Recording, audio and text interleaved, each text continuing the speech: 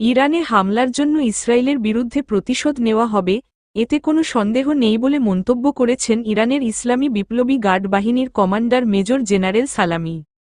তিনি বলেন, তোমাদেরকে কঠিন শাস্তি দেওয়া হবে, প্রতিশোধের জন্য অপেক্ষা করো।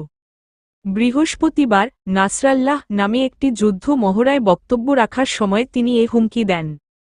সালামি আরও বলেন, আমরা শেষ পর্যন্ত লড়াই করব এবং মুসলিমদের ওপর তোমাদের আধিপত্য বিস্তার করতে দেব না।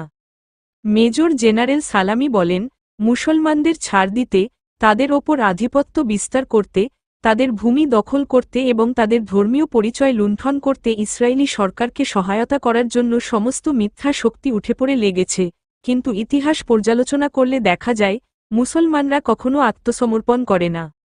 তিনি বলেন, এ অঞ্চলের প্রতিরোধ যোদ্ধারা প্রতিশোধ নিচ্ছে, তারা দৃঢ় ও ঐক্যবদ্ধ অবস্থান করছে এবং প্রতিদিন শত্রুর ওপর অপূরণীয় আঘাত হানছে। সম্প্রতি হিজবুল্লাহ প্রধান হাসান নাসরুল্লাহকে হত্যার প্রতিশোধে ইসরায়েলে হামলা করেছিল ইরান, পরে ইসরায়েল ফের ইরানে হামলা করে, এবার ইরান সেই হামলার প্রতিশোধ নেওয়ার কথা বলছে, তবে কবে প্রতিশোধ নেবে এ ব্যাপারে কিছু জানায়নি দেশটি।